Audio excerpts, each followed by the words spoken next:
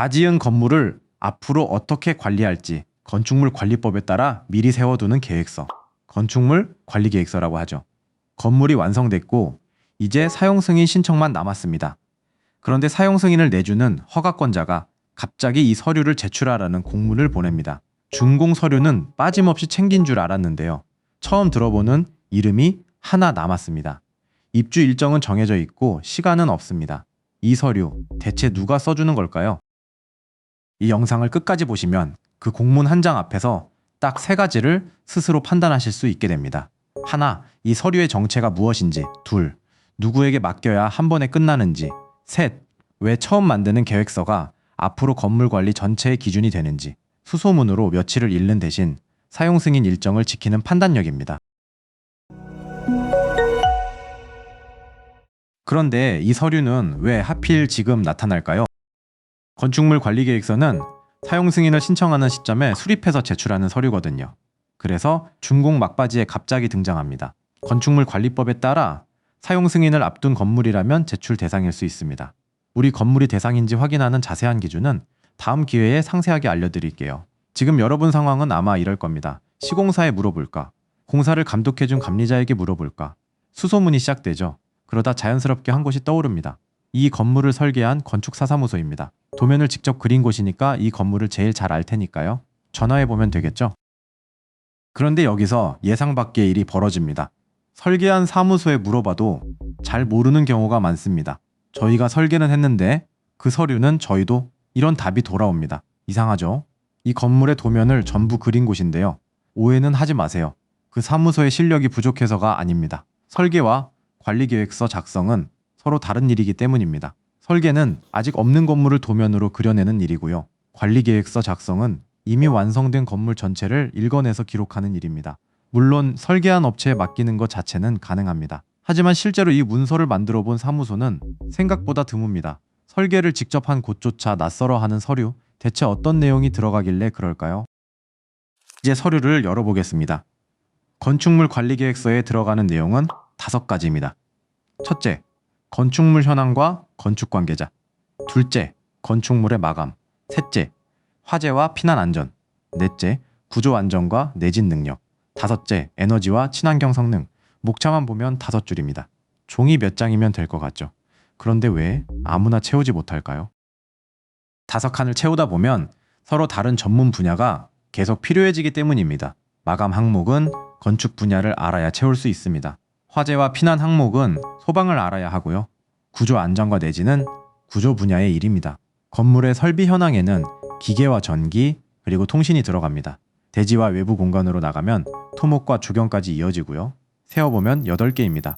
건축과 소방, 구조와 통신, 기계와 전기, 그리고 토목과 조경. 이 8개 분야를 모두 알아야 칸마다 무엇을 기입할지 잡아낼 수 있는 문서입니다. 기계실 장비의 스펙, 전기실 장비의 스펙, 건물 무게를 받치는 내력벽을 어떻게 표현할지까지 들어가거든요. 서류는 한 권인데 그 안에 건물 전체가 들어가는 통합 문서입니다.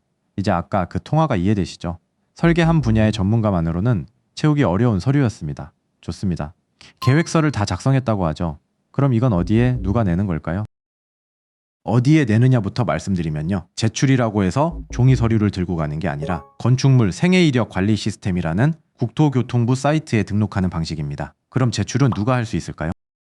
세 유형입니다. 건물 소유자 본인, 소유자가 지명한 관리자, 그리고 업무를 맡아 대신 처리하는 업무 대행자. 업무 대행자에게 맡기는 경우에는 인감도장이 찍힌 위임장과 인감증명서가 필요합니다. 등록하고 나면 허가권자가 내용을 검토하고요.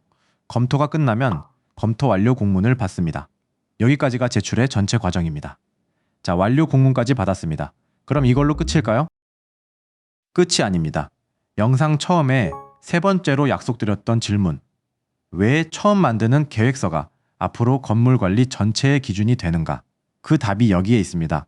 건축물 관리 계획서는 한번 제출하고 끝나는 서류가 아닙니다.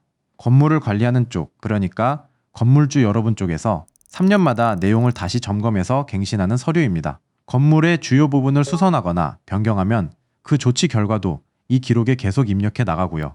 그리고 그 모든 갱신의 바탕이 맨 처음 만든 작성본입니다. 처음 판이 부실하면 어떻게 될까요? 3년 뒤에도 6년 뒤에도 그 부실을 안고 갱신해야 합니다. 심하면 제작성 비용을 다시 치르게 되고요. 반대로 처음부터 제대로 만들어두면 이후에 건물 관리가 이 문서 위에서 정리됩니다. 나중에 리모델링이나 증축, 용도 변경을 진행할 때도 이 문서가 토대가 되거든요. 일단 아무데나 맡겨서 통과만 하면 되는 것 아닌가? 이렇게 생각하실 수 있어요. 그런데 3년 뒤에 이 문서를 다시 꺼내드는 사람은 결국 건물주 여러분입니다. 그러니까 이 서류는 사용 승인용 제출 서류 한 건이 아니라 건물 수명 전체의 첫 기록입니다. 빨리 내는 거 못지않게 제대로 만드는 게 중요한 이유죠. 그렇다면 이 서류 누구에게 맡겨야 할까요? 맡길 곳의 조건은 이제 분명해졌습니다. 앞서 이 문서를 실제로 만들어 본 사무소는 드물다고 말씀드렸죠. 그러니 아무 건축사가 아니라 조건을 갖춘 건축사를 찾으셔야 합니다.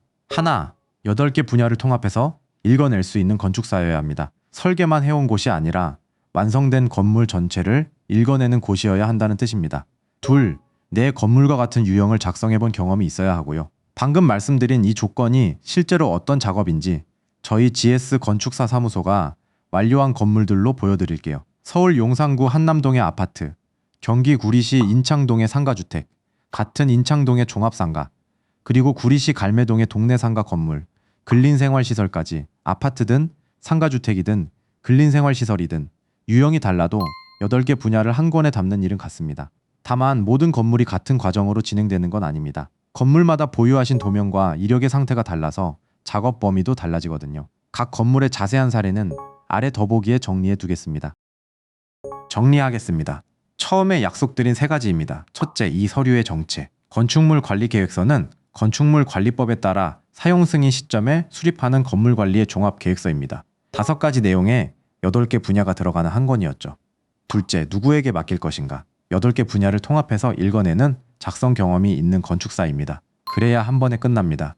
셋째, 왜 처음이 중요한가? 한 번 내고 끝나는 서류가 아니라 3년마다 갱신하는 기록의 출발점이기 때문입니다. 그러니 건축물 관리 계획서는 준공의 마지막 관문이 아니라 건물 관리의 첫 페이지입니다. 처음을 제대로 만들어두면 앞으로의 3년, 6년이 이 문서 위에서 정리됩니다. 지금 사용 승인 일정이 눈앞이라면 더 이상 수소문에 시간을 쓰지 마세요. 같은 사용 승인 목전이라도 건물 유형, 그리고 보유하신 도면과 이력의 상태에 따라 작성 범위와 일정이 달라집니다.